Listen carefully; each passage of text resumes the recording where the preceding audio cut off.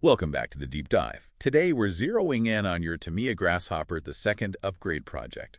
You love the car, but that stock body shell. Maybe a bit brittle for how you want to run it, yeah. Yeah, exactly. Great for sitting on a shelf, maybe not so much for actual driving. You want that tougher polycarbonate, that Lexan strength. Right, so our mission, should you choose to accept it, is finding that Tamiya Super Hornet body, or, sorting out the best alternatives that actually fit. And we can pretty much cut straight to the big secret here, the aha moment. Okay, lay it on us. The Grasshopper II from '88, the Super Hornet from '94, and even the much later Rising Fighter from 2008. They're basically siblings. Siblings, how so? Underneath, they share the exact same foundation, the same ABS chassis tub. Tamiya part number 103359092. 103359092. Okay, so that shared chassis, that's the key. We can call it the Super G platform. Super G, I like it, yeah. And that common base makes body swapping possible, actually pretty easy. So we're not talking about some complex hack job. This is like Tamiya-approved swapping, pretty much. So if you're aiming for authenticity, the ultimate target is that official Tamiya Super Hornet body. It gives you the original look, but made from that flexible polycarbonate. It'll take a hit that would just shatter the stock Grasshopper II shell. Okay, the grail hunt begins.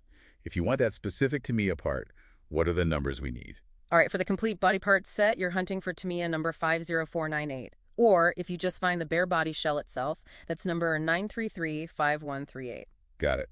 50498 or 9335138. But there's always a but, isn't there? Yeah. Here's the reality check. Tamiya has officially discontinued it. Discontinued. Okay.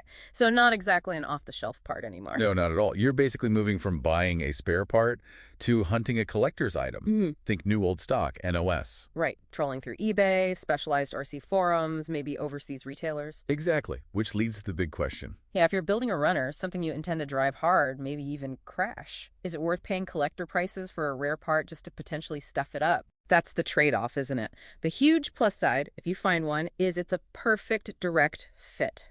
No mods needed. It lines up with all the stock Grasshopper II mounting points. Simple. But if that hunt gets too frustrating or just too expensive, we need Plan B, the aftermarket. Right. And thankfully, there are good, reliable in-production options. Okay, what's out there that fits directly? Zero modifications needed. Well, first up, there's an old favorite, Parma PSE. They're part number 10283, the Grasshopper II body. Ah, Parma.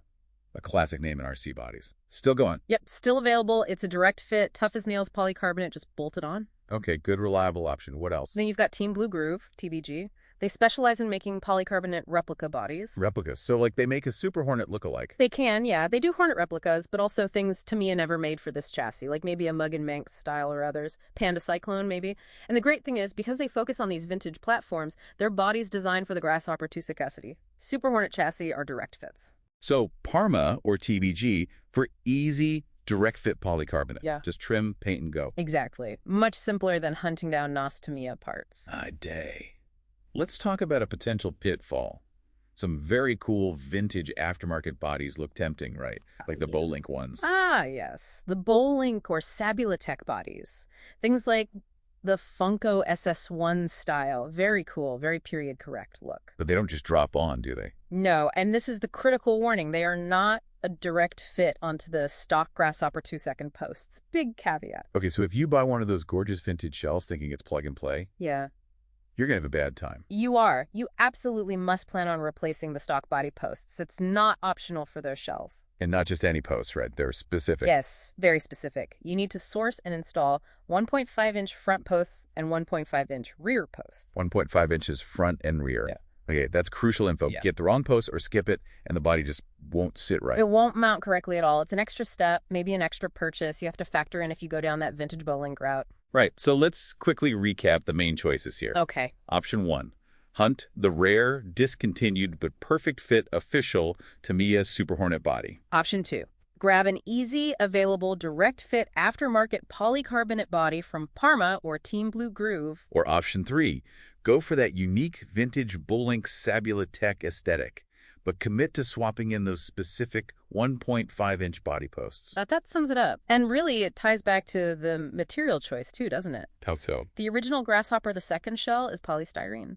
Looks sharp, great detail, but brittle. Good for display. Right, the shelf queen. Whereas all these options we're talking about, Super Hornet, Parma, TBG, Bowling, they're polycarbonate, Lexan, flexible, super durable, the runner's choice. Definitely the way to go if you're actually driving the thing. Absolutely. And the cool thing is, by using this shared chassis, this 1033-5092 Super G platform, and mixing bodies from different eras, maybe even different manufacturers. They're basically creating your own custom buggy. Yeah.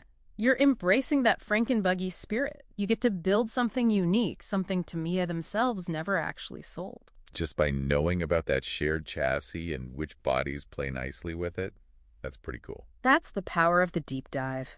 Building your own piece of RC history